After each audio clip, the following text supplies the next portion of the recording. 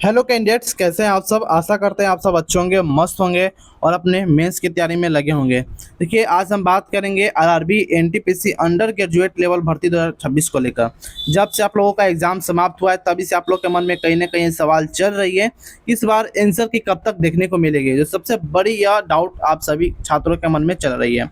साथ ही साथ बात करेंगे कट ऑफ को लेकर, सेफ स्कोर को लेकर, जोन वाइज सेफ स्कोर क्या देखने को मिलेगी, कौन सा जोन डेंजर है, कौन सा जोन सेफ जोन है। सारी जानकारी आपको इस वीडियो में प्रोवाइड कराने वाले हैं। कितने परसेंट कैंडिडेट हैं एग्जाम को स्किप किए, कितने परसेंट कैंडिडेट एग्जाम दिए, तो सारा डाटा हमारे पास लगभग आ चुका है। तो सारा कुछ मैं आपको इस वीडियो में प्रोवाइड कराने वाला हूँ। चैनल पहले विजिट किए तो चैनल को आप सब्सक्राइब कर सकते हो, बेल आइकन दबा सकते हो, क्योंकि आरआरबी एनटीपीसी अंडर ग्रेजुएट जो भी कोई भी जानकारी आती है, लेटेस्ट अपडेट आती है, चाहे वह आंसर के रिगार्डिंग हो या रिजल्ट के रिगार्डिंग हो, सीबी2 के रिगार्डिंग हो, डीबी के रिगार्डिंग हो, सबसे पहले आपको इस चैनल पर टाइम टू टाइम देखने को मिलेगी। फर्स्ट ऑफ ऑल बात करते हैं टोटल वैकेंसी को लेकर। इसमें तो टोटल वैकेंसियों की संख्या इसमें 3058 टोटल वैकेंसी निकाली गई थी। फॉर्म कितने भरे गए थे इसके लिए, तो 63,55,000 के करीब इसमें टोटल फॉर्म भरे गए हैं। लेकिन प्रेजेंट कैंडिडेट की बात किया जाए तो 45 लाख के अप्रॉक्स में टोटल कैंडिडेट इस बार एग्जाम दिए। यानी कह सकते हैं कि लगभग 20 लाख, यानी कि 18 से 20 लाख कैंडिडेट इस एग्जाम को स्किप कर दिए और लगभग 45 लाख के अप्रॉक्स में टोटल कैंडिडेट इस बार एग्जाम दिए हैं। एग्जाम की बात करें तो 7 से 9 मई, यानी कि 3 दिन आपका मई मंथ में हुआ था। बाकी सारा एग्जाम आपका जून में कंडक्ट कराई गई थी। हालांकि कुछ ऐसे फिर से रिवाइज, मतलब रिवाइज एग्जाम शेड्यूल भी रखी गई थी रेलवे की तरफ से।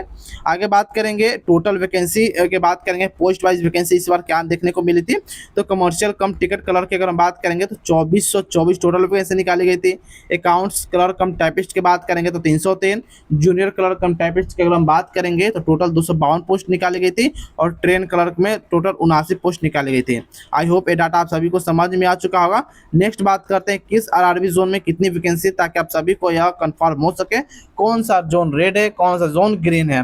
देखिए, कोलकाता की बात करेंगे टोटल 499 पदों पर वैकेंसी निकाली गई थी, जो कि अभी तक सबसे ज़्यादा वैकेंसी कोलकाता में निकाली गई है। उसके बाद मुंबई में, फिर आरआरबी मालदा, पटना में 24 वैकेंसी है, प्रयागराज में 303 है, भुवनेश्वर में 18 है, भोपाल में 123 है, बेंगलोर में 54 है, अजमेर में 116 है, अहमदाबाद में 153 है। हालांकि बात करेंगे वैकेंसी को लेकर तो वैकेंसी की संख्या काफ़ी कम है। हम सभी लोग जानते हैं वैकेंसी की संख्या काफ़ी कम है, लेकिन एक काम रेलवे काफ़ी अच्छे से कर रहा है, वह टाइम टू टाइम कैलेंडर निकाल कर और अपना सारा कुछ जो हर साल वैकेंसी निकाल रही है। तो इससे बच्चों को, जो ओवर एज वाले बच्चे हो जाते हैं, 2-3 साल के बाद जो एग्ज़ाम होता है या 2-3 साल बाद जो पेपर आती है, फॉर्म आती है, उससे बच्चे बच गए हैं और अब सभी लगभग हर बार एग्जाम में अपना तैयारी करते हैं। ठीक है, आगे बात करते हैं CBT1 एग्जाम पैटर्न को लेकर। तो देखिए, अगर हम इसमें टोटल 3 तरह के आपका सब्जेक्ट पूछ जाते हैं। पहला आपका जीके जीएस हो गया, सेकेंड आपका मैथमेटिक्स और थर्ड में आपका रीजनिंग सब्जेक्ट पूछ जाते हैं।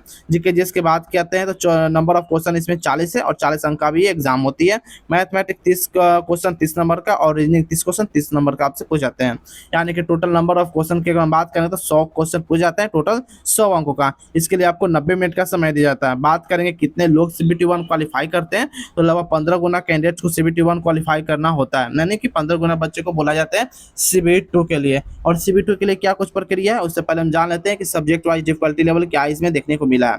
ठीक है, सबसे पहले बात करते हैं जीके या करंट अफेयर को लेकर। तो आपके हार्ड लेवल की पूछी गई थी, मैथ आपका मॉडरेट टू हार्ड रही और रीजनिंग आपका मॉडरेट लेवल की कंडक्ट कराई गई थी। हालांकि अभी तक जो आपको मैं डाटा बता रहा हूँ सारा कुछ आंसर के आने का पहले का डाटा है, तो बहुत सारे कैंडिडेट इसमें फेक डाटा भी बताते हैं, फेक अपना जो भी बताते हैं कि मेरा इतना क्वेश्चन सही हो पा रहा है या मेरा इतना नंबर आ रहा है, वो बहुत सारे कैंडिडेट्स फेक भी बताते हैं। तो आंसर के आने के बाद इसमें कुछ न कुछ बदलाव आप सभी को देखने को मिलेंगे। तो ऐसा टेंशन नहीं होना है, स्टेट नहीं होना है कि हाँ इतना कट ऑफ बता दियो, इतना हो गया, ऐसा कुछ लेना देना नहीं है। ठीक है, आंसर के आने के बाद घट भी सकती है, कुछ डाटा बढ़ भी सकती है। आगे बात करते हैं शिफ्ट वाइज एग्जाम एनालिसिस को लेकर। देखिए, 7 मई की पहले शिफ्ट की बात करेंगे तो हार्ड पूछी गई, second shift moderate hard and third shift आपका मॉडरेट रहे। वहीं 8 मई की बात करें तो पहले आपके मॉडरेट, सेकंड आपका इजी टू मॉडरेट और थर्ड मॉडरेट टू हार्ड रहे। 9 मई की बात करेंगे तो पहली शिफ्ट आपका मॉडरेट हार्ड रही, सेकंड हार्ड और थर्ड आपका मॉडरेट देखने को मिली। और 13 जून की बात करेंगे तो सभी शिफ्ट आपका मॉडरेट लेवल की कंडक्ट कराई गई थी। आगे बात करते हैं 14 जून को लेकर। तो पहली शिफ्ट और थर्ड शिफ्ट आपका हार्ड रही, बाकी सेकंड शिफ्ट आपका इजी टू मॉडरेट देखने को मिली है।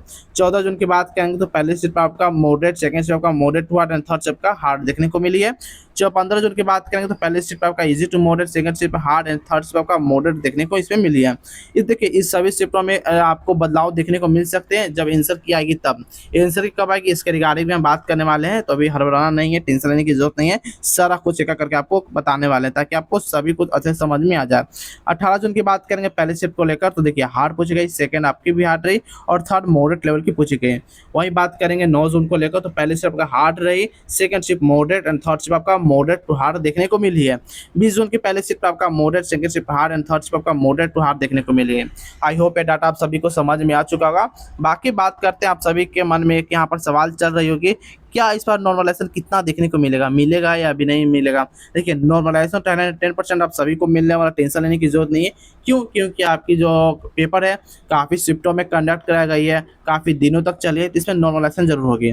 किसी का पेपर ईजी रहा, किसी का पेपर हार्ड रहा, किसी के पेपर मॉडरेट टू हार्ड रहा या मॉडरेट देखने को मिले, जैसे मैंने आपको यहाँ पर सारा कुछ आपको बताया। बात करते हैं इसका इस बार आपको नॉर्मलाइजेशन क्या देखने को मिलेगी।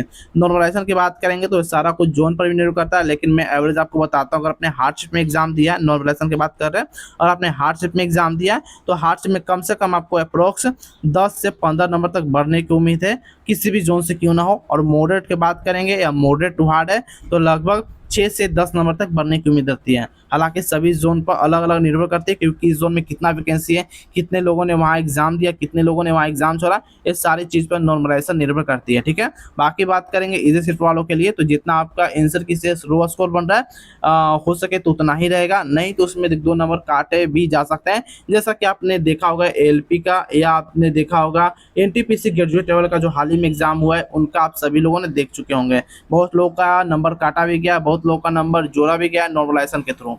आगे बात करते हैं नेक्स्ट, जो कि CB2 एग्जाम पैटर्न है। अगर नेक्स्ट स्टेज की बात करेंगे तो आपका CB2 होने वाला है सब, जिसमें आपका जनरल अवेयरनेस, मैथमेटिक्स और रीजनिंग पूछे जाते हैं, यानी कि जो आपके CB1 में पूछ जाते हैं वही डीपली आपके CB2 में पूछ जाते हैं। अगर यहाँ के रिगार्डिंग हम बात करेंगे तो 50 क्वेश्चन पूछ जाते हैं, जो कि 50 अंकों का होता है जनरल अवेयरनेस यानी कि जीके जीएस। और मैथमेटिक्स की बात करें तो 35 क्वेश्चन आपका 35 नंबर का। वहीं बात करेंगे रीजनिंग 35 क्वेश्चन 35 नंबर का। देखिए दोनों में जो टाइम है सेम ही यहाँ प्रोवाइड कराया गया है, 90 मिनट यानी कि 1.5 घंटा। लेकिन नंबर ऑफ क्वेश्चन की बात करेंगे तो हाँ 100 क्वेश्चन या 120 क्वेश्चन आपको 120 अंकों का देखने को मिला है। दोनों जगह निगेटिव मार्किंग है 1/3 के, तो टेंशन लेने की जरूरत नहीं है। अगर आप गलत अटेम्प्ट करते हो तो आपके नंबर काट ले जाएंगे।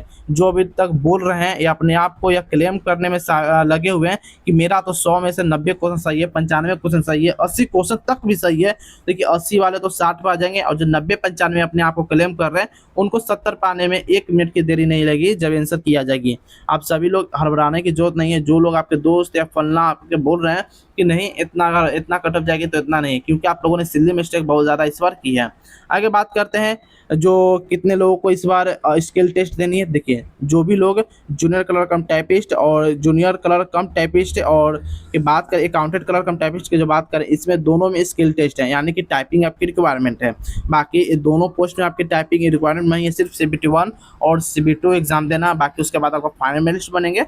बाकी ये दोनों पोस्ट के लिए मैं बात करूँ तो दोनों पोस्ट के लिए आपको स्किल टेस्ट यानी टाइपिंग टेस्ट देना पड़ेगा। अब मैं आप सभी के मन में एक यहाँ पर सवाल जरूर चलेगा, टाइपिंग में इसके क्या क्या पूछे जाते हैं या कैसे टाइपिंग हो जाते हैं। तो इसके रिगार्डिंग में आपको बता दूं कि देखिए टाइपिंग स्पीड की बात करेंगे तो इंग्लिश में आपको 30 WPM यानी कि वर्ड पर मिनट आपकी होनी चाहिए, और हिंदी में 25 WPM यानी कि 25 वर्ड पर मिनट आपकी होनी चाहिए। आप इसके लिए आपको 10 मिनट के टाइम दिए जाते हैं। और सबसे पहले नोटिस करने वाली यह बात हो जाती है कि मैं आपको बताता हूँ कि कंडीशन अप्लाई होती है क्या चीज़, editing tool like backspace और delete are generally disable during the test.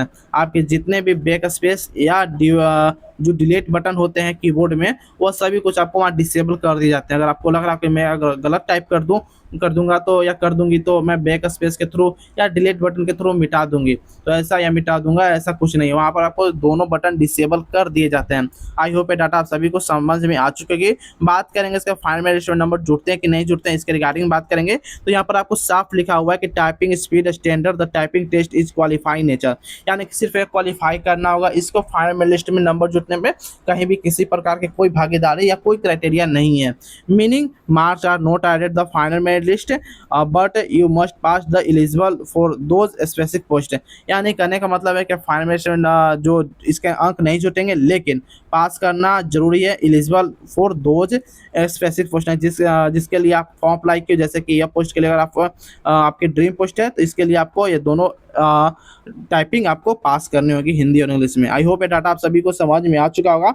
Next बात करते हैं मिनिमम क्वालिफाइंग मार्क्स को लेकर, जो आप सभी का में काफ़ी बड़ा डाउट है इस बार क्वालिफाई करने के लिए क्राइटेरिया क्या है। देखिए, अगर 40% नंबर उनके लिए लाना है जो EWS और UR से बिलोंग करते हो, बाकी 30% OBC SC ST वालों के लिए है। यानी कि अगर आप 40% से कम लाते हो, अगर आप UR से हो या EWS से हो और 40% से कम अंक लाते हो तो आप फेल माने जाओगे और आगे के लिए आप पात्र नहीं कहलाओगे। उसी प्रकार से 30% से कम OBC SC ST वाले अगर लाते हैं तो वो भी फेल कहलाएंगे, अगर आपको आगे बुलाए नहीं जाएंगे। ठीक है, बात करते हैं CB2 क्वालिफाई को लेकर कि कितने कैंडिडेट CB2 क्वालिफाई करेंगे। तो मैं आपको बता दूं 8 टाइम, यानी कि 8 गुना कैंडिडेट CB2 क्वालिफाई करेंगे जो आगे स्किल टेस्ट में जाएंगे। ठीक है, आई होप ये डाटा आप सभी को समझ में आ चुका होगा। अब बात करते हैं नेक्स्ट, जो कि है एक्सपेक्टेड कट ऑफ के रिगार्डिंग। देखिए, सबसे पहले बात करते हैं रेड जोन को लेकर। तो रेड जोन में कोलकाता, भुवनेश्वर, प्रयागराज, हाजीपुर, पटना, न्यू दिल्ली, चंडीगढ़, जबलपुर, भोपाल, मुंबई, जयपुर, अजमेर, गोरखपुर, मुंबई, अहमदाबाद जैसे जोन इस बार आपको देखने को मिलेंगे रेड जोन में। अगर आपने यहाँ से फॉर्म भरा है तो UR से अगर 70 के करीब में क्वेश्चन सही हो पा रहा है तो सेफ हो। मैं बात कर रहा हूँ क्वेश्चन को लेकर, क्योंकि अभी तक आपको रो मार्क्स मालूम नहीं है, आंसर की नहीं है ये, तो आपको इतना जरूर अंदाजा होगा, एक्सपेक्टेड जरूर होगा क्वेश्चन को लेकर कि हाँ मेरा इतना क्वेश्चन तक सही है, मैं इतना क्वेश्चन सही बनाकर आया हूँ या आई हूँ। तो वही बात करेंगे OBC को लेकर, तो 66 से 63 से 65, और EWS के लिए 60 से 62, SC के लिए 55 से 58, ST के लिए 52 से 55 के अप्रॉक्स में क्वेश्चन सही है।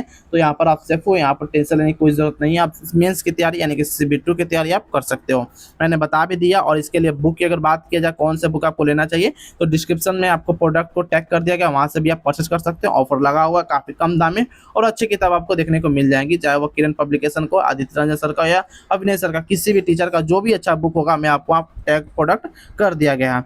अब बात करते हैं ग्रीन जोन को लेकर। तो ग्रीन जोन में कोलकाता, रांची, हुबली, बेंगलोर, गुवाहाटी, चेन्नई, सिकंदराबाद, बिलासपुर और मालदा जैसे जोन आपको इस बार ग्रीन जोन में देखने को मिलेंगे। अगर बात करेंगे यहाँ के कट ऑफ के रिगार्डिंग, तो अगर 65 क्वेश्चन तक सही हो पा रहा है तो सेफ हो। वहीं बात करेंगे OBC में, अगर 58 से 60 क्वेश्चन तक सही है तो सेफ हो। EWS से 55 क्वेश्चन तक सही है, सेफ हो। SC की 50 से 52 क्वेश्चन तक है तो सही है, और ST के लिए 48 से 50 क्वेश्चन तक सही है तो सेफ हो। बात करेंगे बहुत सारे कैंडिडेट्स को यह कट ऑफ काफ़ी हाई लग रही होगी और बहुत सारे कैंडिडेट्स को यह कट ऑफ काफ़ी लो भी लग रही है, तो मैं उनको लिए बता दूं। देखिए, जिनको हाई लग रही है या जिनको लो लग रही है, तो सबसे पहले मैं लो वालों को बताता हूँ।